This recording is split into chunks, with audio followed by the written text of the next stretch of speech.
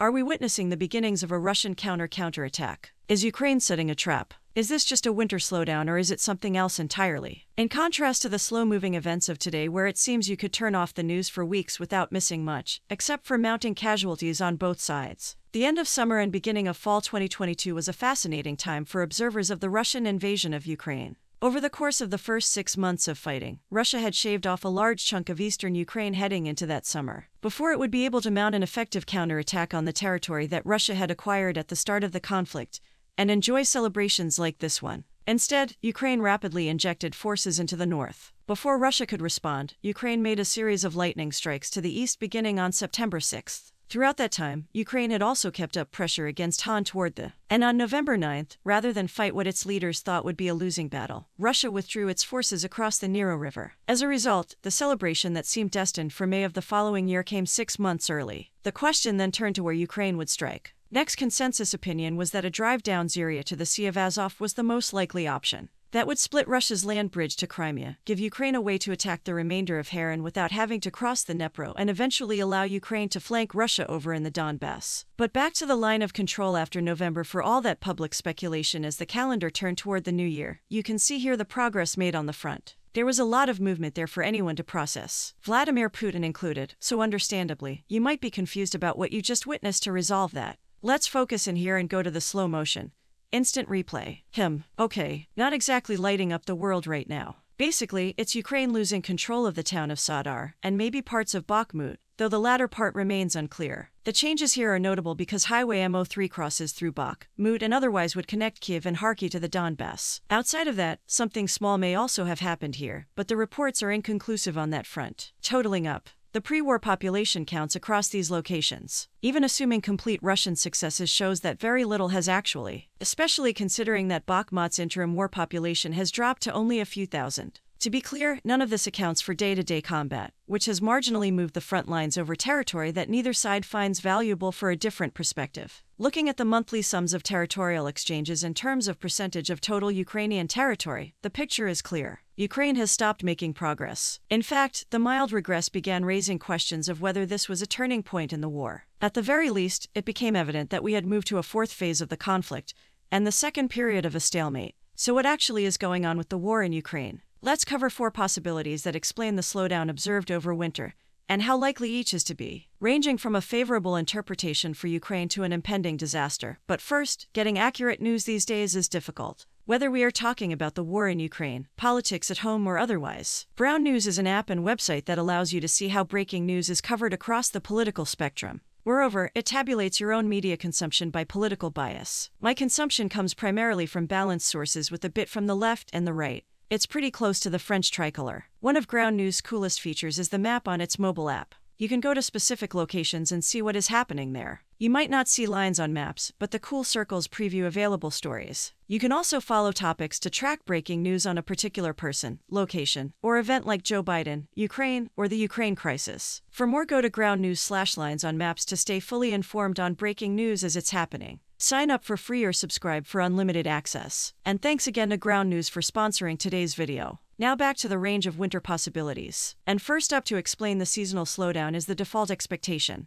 It's just winter. Remember that this is what everyone was anticipating before Ukraine's surprise summer counterattack. Supposedly summer was not going to be an option because Ukraine did not have enough well-trained soldiers. Late fall was going to be off the table because of rain and rasa, mud clogging up tires and tank tracks, and depending on the temperature, winter could continue the raspy tie problem or create different logistical problems with projecting. Though we have previously discussed why this was far from guaranteed in any case, from this perspective, everything is going according to Ukraine's plan. The earlier counterattacks were just pleasant bonuses for Ukraine that may have created unrealistic expectations in the media. The counterattacks will continue whenever the winter weather permits them to. After all, peak freeze does not occur in January. It's more like February, which is why Russia chose that as the invasion date in 2022. The point is that a winter offensive is still possible, though like last year things have been fairly warm in Ukraine so far, meaning that a true freeze may never arise in that case. We will see Ukraine pick things back up in March or April or whenever springtime rain subsides for long enough to dry the areas that Ukraine wishes to target.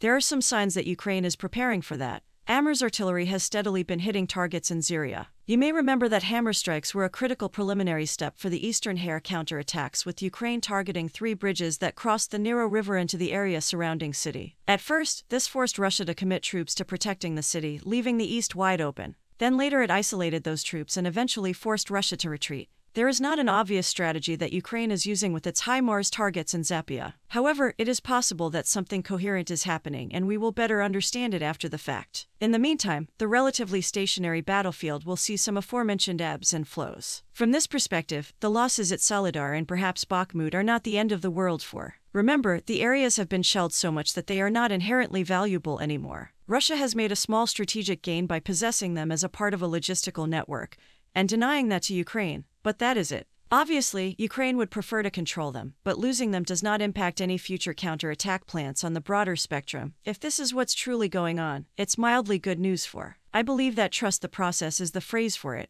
A second possibility is that Ukraine is setting a trap to let Russia destroy itself. This theory attempts to explain what we might call the Bakhmut puzzle. The idea that Bakhmut is not particularly valuable, and yet both sides appear to be committing unreasonably large quantities of resources into capturing and defending it. One explanation is that the conventional wisdom on this is actually critical, but no one is capable of articulating why. And maybe that is true. Let's not dismiss the possibility that Putin is up to something clever, but let's look past that for a moment. Maybe instead it is Ukraine that is up to something. The common explanation for Russia's apparent obsession with Bakhmut is its internal divisions. In particular, the Wagner Group has been chiefly responsible for the assault on Bakh. Officially speaking, the Wagner Group is a management consulting and book publishing organization. Unofficially, it is a mercenary company. Most analysts believe that Putin has, at minimum, indirect oversight over it, writing the checks and approving the plans. Wagner's fight for Bakhmut is not over the city per se, but rather so that Wagner leadership can prove to Putin how effective the group is in the war. If we return to the data on changes to territorial possession and extend it back further, we see that more than half a year has passed since Russia has made any notable progress on its territorial ambitions. Moreover, the initial failure to take Kyiv was in part a consequence of how poorly run the traditional Russian military was. Wagner sees this as an opportunity. If the group appears more effective than the actual Russian military,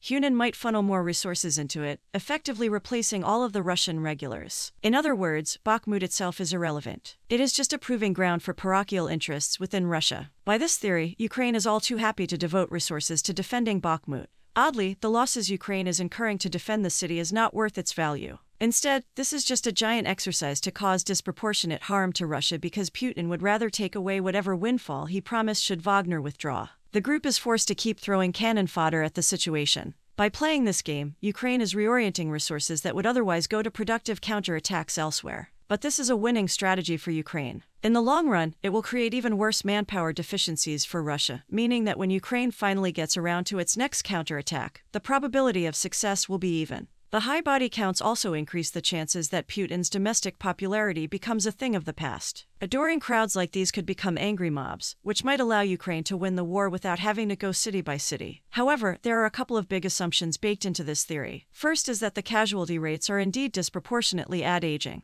Ukraine. As you can see, the figures on this are all over the place, such as the nature of war and competing propaganda. At a minimum, both sides are reporting that the other is facing 100 casualties or more on a regular basis. Ukraine claims 5-digit Russian casualties. Overall, though, it is hard to discern what portion of those are regular Russian troops and what portion is VAG. Given that there is a big difference in quality between seasoned Russian regulars and Wagner ex-prisoners and fresh mercenaries, that difference matters regardless of the true numbers. At some level, Ukraine is paying a premium on quality for the trade. An open question is how much larger the Russian losses need to be for this to be an even trade or better for Ukraine. Second, the theory is predicated on Putin not realizing how bad Russian losses are, if they truly are as disastrous as the Ukrainian figures indicate. The standard narrative ignores this as a precondition for the theory to work in favor of Ukraine, but it is critical for it to be true after all. Why would Putin reward Wagner for taking a town of minor importance if it costs Russia thousands and thousands of lives? Implicitly, I think this is because observers reason that Putin does not internalize the cost of Russian casualties. That is a strong assumption, even if Putin does not directly care about the loss of life. Remembering that Wagner is largely recruiting from prisons at this point, the deceased prisoner soldiers still have family members that do this. In turn, further strains domestic political problems. But even if the costs of the deceased did not matter to him,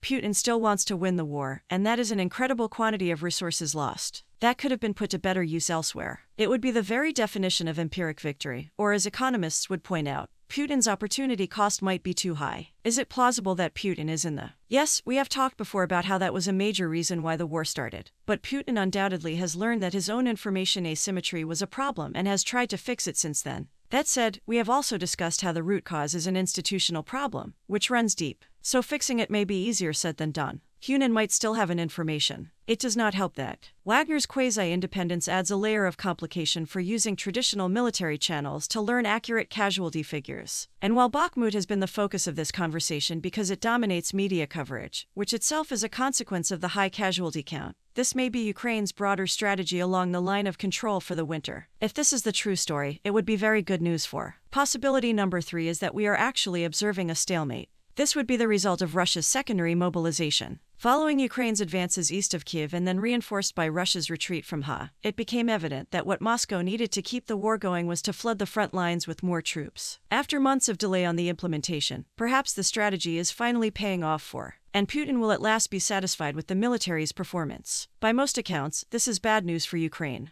There is a reason why the theme photo for this video is the trenches. Every day, the war goes nowhere, makes life more difficult for Kiev's and mission because Russia can get further entrenched, literally with its gains. That is a major part of why Ukraine has not made any progress in requiring the original separatist, which would require getting all the way to here. Ukraine's strategy thus far for the counteroffensives is to revert the borders back to the February 2022 status quo. Beating Russian reinforcements to the punch was also part of why the summer's counterattack was such a big deal, and probably prompted Ukraine to accelerate its plans back then. The question will then turn to what the West will do. The popular narrative that Russia is favored in a long war is overstated at a minimum, or at least it presupposes that the West will lose interest, begin caring more about mountain retreats, cut its support to Ukraine, and implicitly force Kiev to concede some portion of its territory. However, the truth is that economies win long war. So long as those economies are committed to the fight, commitment can be a problem when the supporting economy is taking on casualties. The U.S. experiences in Vietnam and Mogadishu illustrate this. It can also be a problem if there is no clear mission, as the United States also experienced in its second decade in Afghanistan. Neither of those seem to be a problem here, which is good news for. There likely will not be much concern for Ukraine until at least 2024, when Joe Biden may not run for re-election, or try but lose the data. Tell a clear story here. Before the war, using UNData from 2020, Russia's GDP was $1.5 trillion. Ukraine's was only $155 billion, which pales in comparison. But imagine you combine the GDPs of the United States at 21, Germany at $3.8 trillion, the United Kingdom at $2.8 trillion, France at $2.6 trillion, Italy at $1.9 trillion, Canada at $1.6 trillion, the Netherlands at $900 billion, Poland at $600 billion, the Czech Republic at $245 billion, Lithuania at $57 billion, Latvia at $34 billion, and Estonia at $31 billion. Then you get something close to $36 trillion.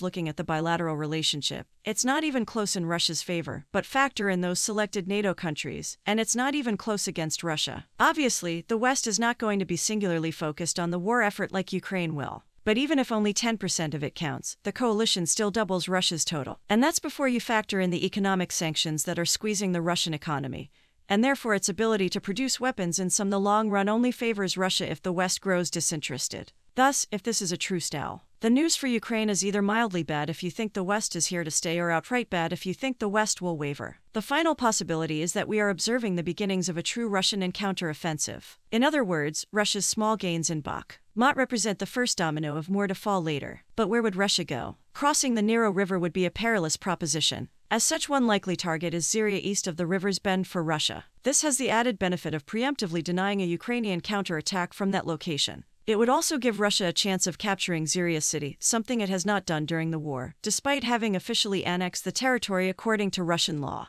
And right there is the signature that did. The other choice is to push outward and donk like this. Russia has basically ignored the western half of the oblast since the beginning of the war, except the parts necessary to form the Crimean land bridge. This is where the Bakhmut offensive is taking place. Though there is always the possibility that this is a feint and the real action will be elsewhere regardless of the target. Under this interpretation, the mobilization that Putin announced on September 21st is really paying off. Not only are the front lines now secured for Russia, but Russia can initiate a counterattack without much fear. It may also be a part of some new, broader war strategy that Chief of the General Staff Valov has put into place since taking over that role on November 9th. This interpretation is something that Ukraine must consider, though it is less likely than you might think, even if your prior belief was already very low. Recently, Western powers have not shown much urgency in their delivery of aid to Ukraine. This is highlighted by the will they drama with the Leopard 2 tanks from Germany, and the M1 Abrams tanks from the United States, which seems to have been mostly resolved by now. Sometimes it has been a friendly conversation between the partners. Sometimes it has been dicey, but as we have discussed before, negotiating over aid packages is a common problem between patron and protege. Protege states just want to receive as much aid as possible because their incentive is to push the expected outcome of the war as far from their heartlands as they can for them.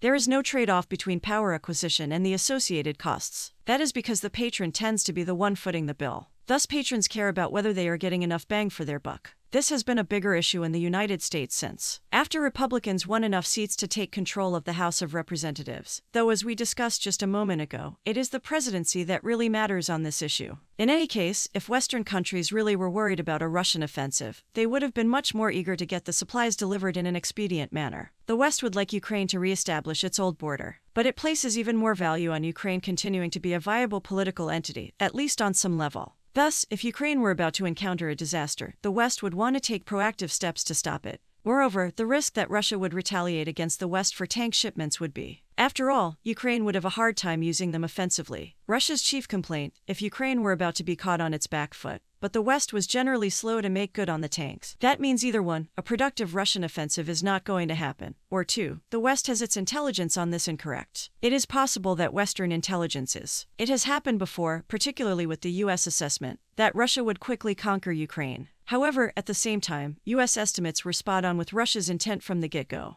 This suggests that U.S. intelligence has better access to what is going on in the minds of senior Russian officials, and ironically is equally in the dark about the quality of Russian forces, or at least was at the start of the war anyway. Consequently, it is possible that U.S. intelligence is wrong again here, but it is not as likely as it may seem given the previous miscalculation. In any case, it may still take a moment before we witness any of this. Russia needed months to mobilize its 200,000 soldiers to the border on the eve of the war before ultimately turning them into an invasion. Rumors are swirling that Russia might add 500,000 more. If that were to happen, they would need a long lead-up time. There are some indications that Russia has begun pushing this preparation phase, but it remains unclear when they will complete the process. Russia still has systemic issues with its military, of course, so the deployment does not guarantee a Russian. But it is also a fallacy to assume that Russia is incapable of learning from its mistakes, especially because manpower shortages were a major factor, and its failed push toward Kiev originally. This point cannot be emphasized enough, as we've discussed before. Russia's battle plan at the start of the war was predicated on many Ukrainians simply giving up under that assumption. Russia could get away with having the same number of troops as. Despite attackers traditionally needing a 3-to-1 edge, had Russia simply mobilized en masse from the start, they may well have succeeded despite their infamous equipment problems. Well, it seems that Russia may be mobilizing like that now. As such, if the winter battles we are observing truly are a prelude to a Russian offensive, it would be the worst outcome from Ukraine's perspective. There is, however, another possibility that we are witnessing a true Russian offensive, but that it is still moderately good news for Ukraine. If Russia is really worried about the tanks and suspects, they are going to come soon, then Moscow has a strong incentive to order preventive action even if it comes at a high price. In other words, Russia right now is fighting to control. Donk or Zaporizhzhia or wherever will become more difficult to conquer once the tanks are in play. As such, snow be damned. Russia is doing as much as it can, as quickly as it can before the tanks will shut its window of opportunity. After all, windows can be dangerous in Russia, especially when they are on a high floor. Obviously, this should not sound great from the Ukrainian perspective. That's why the rank is here and not here. But the reason it is not all the way back here is because the threat of tanks is forcing Russia to act sooner than it might want to. Otherwise, that is beneficial to Ukraine in the long run, and in the even longer run, they will have the tanks to counteract any short-run gains that Russia might make.